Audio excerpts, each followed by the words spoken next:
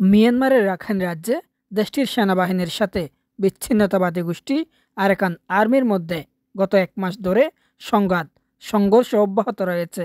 এর জেরে শনিবার বিকালে টেকনাফ উপজেলা হোয়াইক্যং উলুবনিয়া সীমান্তে স্থানীয় এক বাসিন্দার বসতঘরে মিয়ানমারের ছোড়া গুলি এসে পড়ে। এ পরিস্থিতিতে সীমান্তের স্থানীয় বাসিন্দাদের মাঝে আতঙ্ক বিরাজ করছে। এ নিয়ে স্থানীয়রা আবারও রোহিঙ্গাদের অনুপ্রবেশের আশঙ্কা করছেন। গত কয়েকদিনে ওপারে তীব্র গোলাগুলির শব্দ প্রকম্পিত হচ্ছে বাংলাদেশ সীমান্তবর্তী এলাকা। তবে এ ব্যাপারে প্রশাসনের সংশ্লিষ্টরা বলছেন, সীমান্ত পরিস্থিতি প্রশাসন পর্যবেক্ষণে রেখেছে।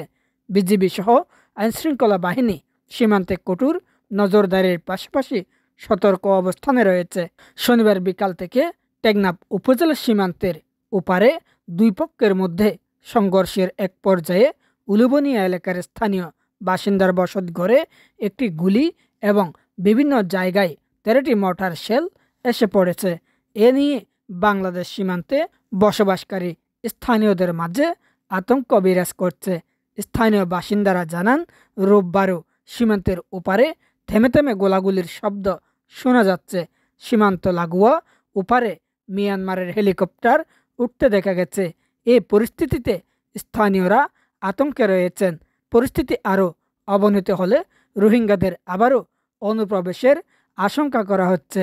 এ নিয়ে সীমান্তবাসীর আতঙ্ক কাটাতে ব্যবস্থা নেওয়ার জন্য বিজিবি সহ প্রশাসনের সংশ্লিষ্টদের প্রতি আহ্বান জানান তিনি।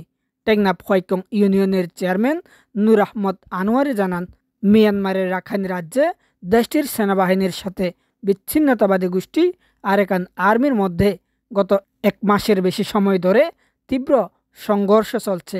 বাংলাদেশ সীমান্তবর্তী এলাকার পাশাপাশি রাখাইন রাজ্যের সর্বত্র এ লড়াই ছড়িয়ে পড়েছে বলে নানা সূত্রে খবর পাওয়া গেছে। এ নিয়ে রাজ্যটির অস্থির ও উত্তেজনাকর পরিস্থিতিতে বাড়ছে বাংলাদেশ সীমান্তে আবারও রোহিঙ্গা অনুপ্রবেশের আশঙ্কা দেখা দিয়েছে। এদিকে সীমান্ত পরিস্থিতি পরিদর্শন করেছেন বিজিবির মহাপরিদর্শক। তিনি বলেছেন, বিজিবির টহল জোরদার করা হয়েছে। পরিস্থিতি থমথমে বিরাজ করলেও বাংলাদেশ কঠোর অবস্থানে রয়েছে।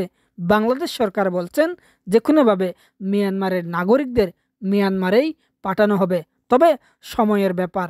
আবার আন্তর্জাতিক মাধ্যমেও বিভিন্নভাবে তাদেরকে মিয়ানমারে নিয়ে যাওয়ার জন্য কাজ করার আশাও ব্যক্ত করেছেন। Mobarak Uddin Nayan, the Cox news, TCN, Cox's Bazar.